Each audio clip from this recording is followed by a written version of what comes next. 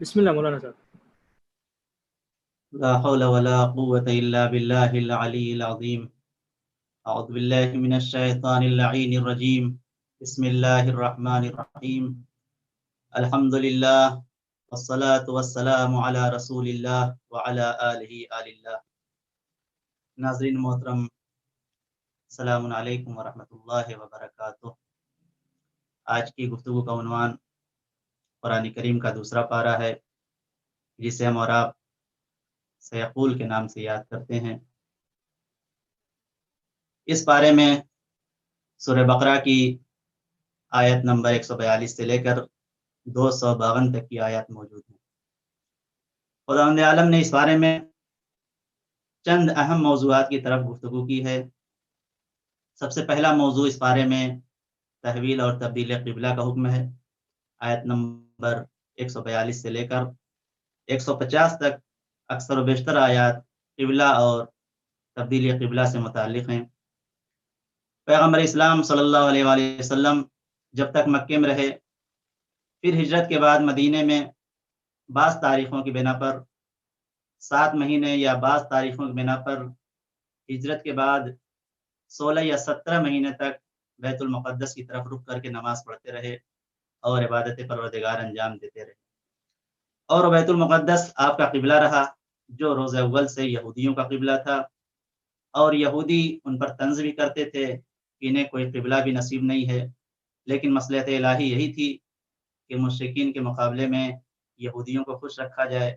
اس کے بعد جب رسول اسلام نے ہجرت کی اور مدینہ میں اسلام قدر مستحکم ہو گیا، تو ایک دن نماز ظہر کی 2 رکعت بجا لانے کے بعد حکم الہی نازل ہوا کہ آپ باقی نماز ظہر خانہ کعبہ کی طرف رخ کر کے مکمل کی جائے. تاریخ میں بھی ہے کہ جب جبرائیل امین تبدیلی قبلہ کا حکم لے کر آئے تو اس وقت ظہر کی 2 رکعت پیغمبر اسلام نماز پڑھ چکے تھے.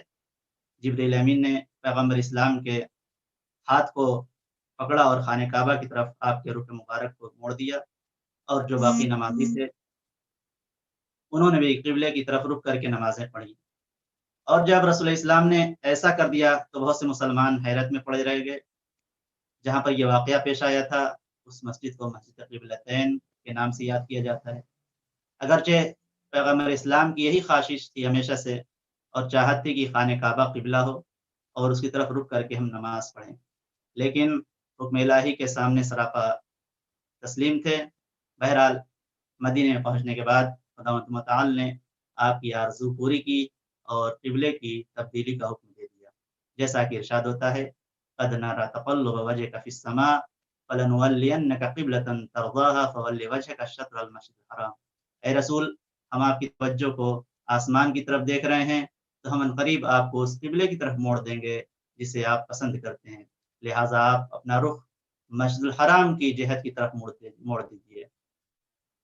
اس کے بعد ایک اور موضوع اس بارے میں جو ہے وہ دنیا کی سختی اور پریشانی اور مصیبتیں، اس کی طرف اشارہ کیا پروردگار نے کیے. دنیا کی سختی اور پریشانی اور مصیبتیں ہمارے لیے امتحان کی گھڑی ہے، جیسا کہ ارشاد ہوتا ہے آیت نمبر 155 میں سورہ بقرہ کی وَلَنَبْلُوَنَّكُمْ بِشَيْءٍ مِّنَ الْخَوْفِ وَالْجُوعِ وَنَقْصٍ مِّنَ الْأَمْوَالِ وَالْأَنفُسِ وَالثَّمَرَاتِ وَبَشِّرِ الصَّابِرِينَ.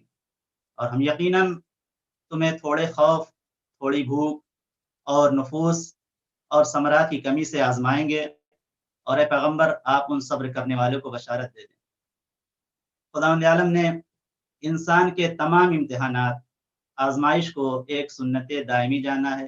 لہٰذا یہ انسان کا امتحان کبھی بھوک کے ذریعے سے، کبھی پیاس کے ذریعے سے، کبھی فقر کے ذریعے سے، کبھی بیماریوں کے ذریعے، اور کبھی ان آفتوں کے ذریعے پھلوں اور کھیتوں کے اوپر وارد ہوتی ہیں. ایسا نہیں ہے کہ کوئی بھی زمانہ آئے اور اس میں انسان کا امتحان نہ لیا گیا. یہ نقطہ میں اس لیے عرض کر رہا ہوں کہ آج پوری دنیا ایک بہت بڑے مرض میں مبتلا ہے. یہ سختی ہمیشہ تھی اور ہمیشہ رہے گی، اور انسان کو مختلف امتحان کی منزلوں سے گزارا جائے گا. ابن مسعود نقل کرتے ہیں کہ ہم لوگ چند افراد پیغمبر اسلام کی خدمت میں حاضر ہوئے. تقریباً 4 مہینے مسلسل پانی، دودھ اور درخت کے پتوں کے علاوہ ہمارے پاس کھانے کی کوئی بھی چیز نہیں تھی. ابن مسعود کہتے ہیں کہ میں نے रसूल इस्लाम की खिदमत में अर्ज किया, या रसूल अल्लाह, हम लोग कब तक इस परेशानी में मुब्तला रहेंगे? रसूल इस्लाम ने फरमाया, ला तज़ालून फ़ीहा मा इश्तुम, जब तक तुम जिंदा रहोगे सख्ती और परेशानी तुम्हारे साथ रहेगी। अगर एक सख्ती और परेशानी खत्म भी हो जाए तो उसके बाद दूसरी परेशानी और सख्ती शुरू हो जाएगी। उसके बाद रसूल इस्लाम ने फरमाया, इब्न मसूद, तुम्हारे ऊपर लाजिम है कि जो नेमतें खुदावंद आलम ने तुम्हें दी हैं तुम उन पर अल्लाह का शुक्र अदा करो। आज अगर पूरे मुल्क में बल्कि पूरी दुनिया में अगर ये मरज़, ये बीमारी फैली है तो अल्हम्दुलिल्लाह इसके साथ और भी बाकी नेमतें हैं जो खुदावंद मुताल ने हमें अता की हैं और हमसे नहीं छीना है, जबकि हम इस लायक नहीं थे। लिहाजा हमें और आपको बहरहाल शुक्र खुदा बजा लाते रहना चाहिए। उसके बाद रसूल इस्लाम ने सूरह बकरा की इसी आयत नंबर 155 की तिलावत फरमाई, वलनबलुवन्नकुम बिशैइन मिनल खौफ वल जू व नक्सिन मिनल अम्वालि वल अनफुसि वत थमरात। उसके बाद रसूल इस्लाम ने फरमाया, आयत का दूसरा जुज़, वबश्शिरिस साबिरीन, आप सब्र करने वालों को बशारत दे दें। इब्न मसूद ने सवाल अर्ज़ किया, या रसूल अल्लाह, आखिर ये सब्र करने वाले अफराद कौन हैं? रसूल इस्लाम ने फरमाया कि वो अफराद हैं कि जो सख्त हालात और परेशानी में भी अपने आप को बचाते हैं, परेशानी में भी माल हराम को हाथ नहीं लगाते और उसकी तरफ माइल नहीं होते, हमेशा हलाल माल की तलब में रहते हैं और जो चीज़ उनकी ज़रूरत से ज़्यादा होती है उसको दूसरे ज़रूरतमंद अफराद पर खर्च करते हैं। उसके बाद एक और मौजू आयत नंबर 158 में मकामात मुक़द्दस और उनका एहतराम करने के बारे में कहा गया है। इन्न सफ़ा वल मरवत मिन शआइरिल्लाह फमन हज्जल बैत अव इअतमर फला जुनाह अलैहि अन यततव्वअ बिहिमा वमन ततव्वअ खैरन फइन्नल्लाह शाकिरुन अलीम। बेशक सफ़ा और मरवा दोनों पहाड़ियाँ अल्लाह की निशानियों में से हैं। लिहाजा जो शख्स भी हज या उम्रा करे उसके लिए कोई हरज नहीं है कि उन दोनों पहाड़ियों का चक्कर लगाए। ये सफ़ा और मरवा अल्लाह की निशानियों में क्यों हैं? सवाल पैदा होता है, आखिर ये निशानियाँ क्यों हैं? इसलिए कि हज़रत हाजरा ने अपने बेटे जनाब इस्माइल के लिए पानी की तलब में उन दो पहाड़ियों के ऊपर दौड़ लगाई और चक्कर लगाए और खुलूस के साथ राह खुदा में जिहाद किया। ये दोनों पहाड़ सिर्फ इसलिए कि हज़रत हाजरा की याद को बाकी रखें, शायर इलाही में से खुदावंद आलम ने इसको शुमार किया।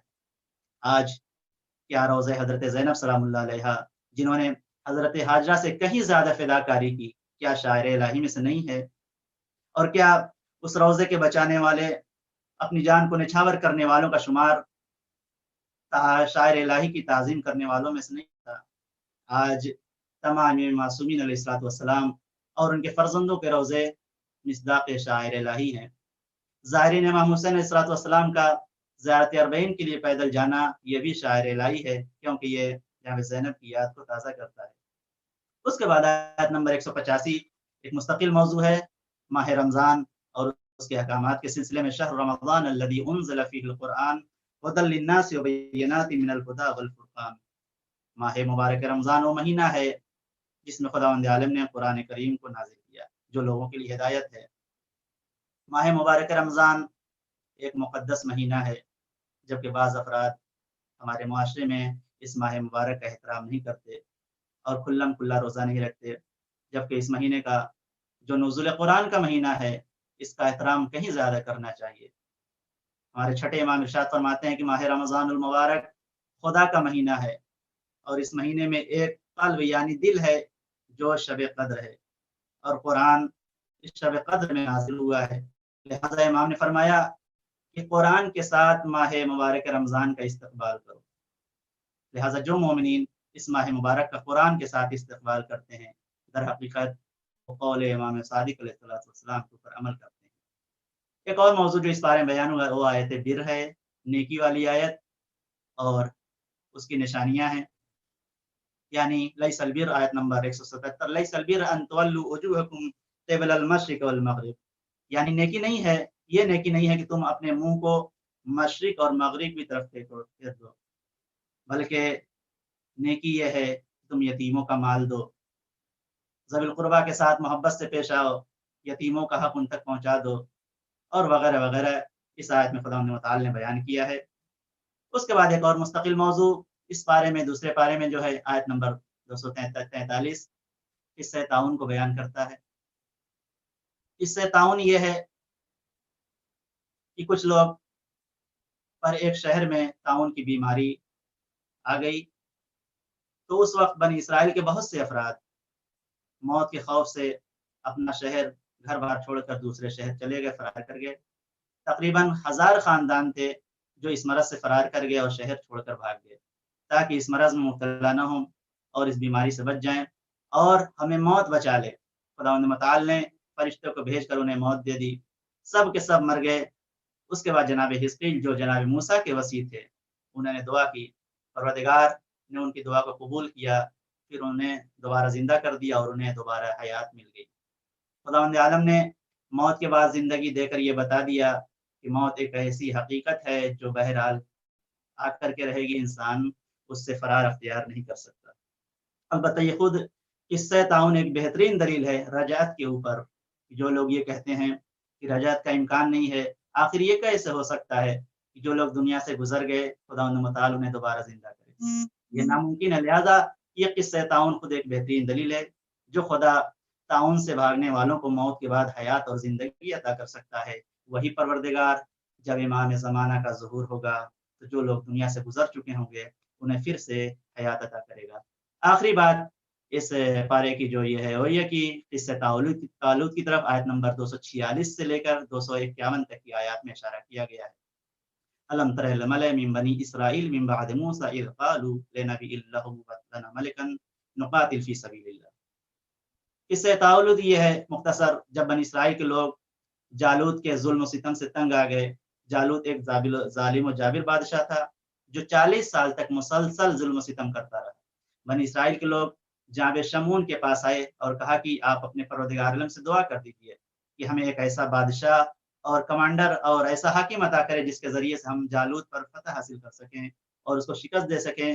چنانچہ جناب شمعون نے دعا کی، ان کے دعا کے نتیجے میں پروردگار عالم نے جناب طالوت کو ان کا حاکم بنایا، رہبر بنایا، اور ان کے ذریعے سے انہوں نے جالوت کے اوپر فتح حاصل کی اور اس کے شر سے نجات پا گئے۔ اور یہ جو اہم موضوعات تھے اس پارے میں، دوسرے پارے میں جسے پروردگار عالم نے تفصیل کے ساتھ بیان کیا ہے، اور بھی دیگر موضوعات تھے، لیکن وقت کی بنا پر ہم یہیں پر اکتفا کرتے ہیں۔ آخر میں پروردگار عالم سے دعا ہے، پروردگار ہمیں اس مہلک بیماری سے، تمام مسلمین جہاں مہلک بیماری سے نجات عطا فرما۔